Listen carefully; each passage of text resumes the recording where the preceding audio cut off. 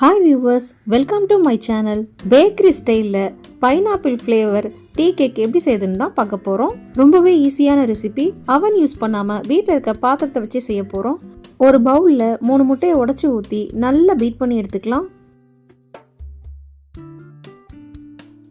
நல்லா பீட் பண்ணதுக்கப்புறமா 1 கப் அளவுள்ள சர்க்கரையை இதில் சேர்த்து அதையும் சேர்த்து பீட் பண்ணி எடுத்துக்கலாம்.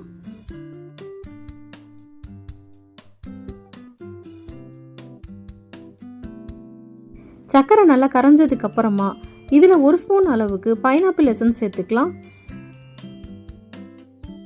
பைனாப்பிள் எசன்ஸையும் கலந்ததுக்கு அப்புறமா இதை மறுபடியும் நல்லா பீட் பண்ணி எடுத்துக்கலாம்.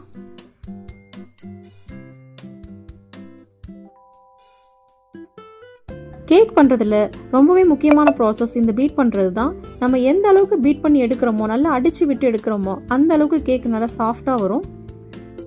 இதில் இப்போ 1 கப் அளவுக்கு சலிச்ச மைதாவை சேர்த்துக்கிறேன்.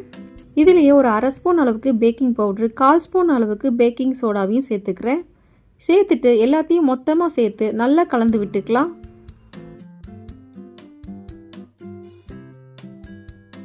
பால் பாத்திரத்தை எடுத்து 1/2 கப் அளவுக்கு பாலையும் 1/2 கப் அளவுக்கு உள்ள பட்டரையும் நம்ம சேர்த்துக்கலாம். அடுப்பை மீடியம் ஃப்ளேமில் வச்சு பட்டர் இந்த மில்கோட நல்லா மெல்ட் ஆகிற வரைக்கும் வச்சுட்டு அதை எடுத்து நம்ம இந்த இதோட கொஞ்சம் கொஞ்சமாக சேர்த்து நல்லா கலந்து விட்டுக்கலாம்.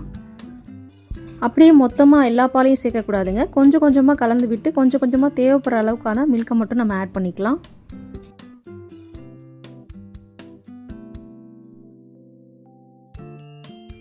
நல்ல க்ரீமியான ஒரு டெக்ஸ்சருக்கு வந்ததுக்கப்புறம் கரெக்டாக எக்ஸாக்டாக இந்த லெவலுக்கு இருந்தால் போதுமான அளவு.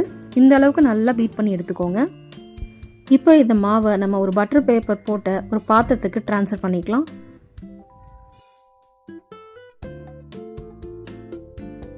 ட்ரான்ஸ்ஃபர் பண்ணதுக்கப்புறமா ஒரு தடவை அதை நல்லா கலந்து விட்டுக்கோங்க. ஏர் பபிள்ஸ் க்ரியேட் ஆகாமல் இருக்கும். இதனால் குக்கரை ஒரு 15 மினிட்ஸ் ப்ரீ ஹீட் பண்ணி வச்சுருக்கேன்.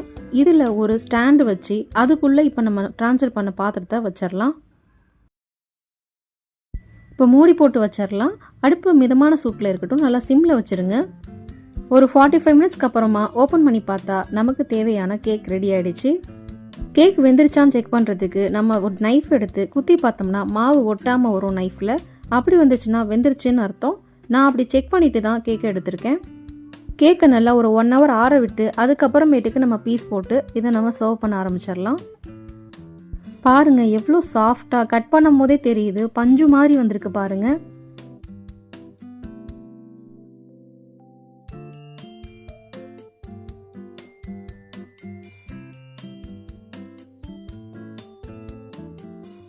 நீங்களும் இதே மாதிரி ஒரு தடவை ட்ரை பண்ணி பாருங்கள். ட்ரை பண்ணி பார்த்துட்டு எப்படி வந்திருக்குன்னு உங்களோட ஃபீட்பேக்கை எனக்கு கமெண்ட்ஸில் கொடுங்க.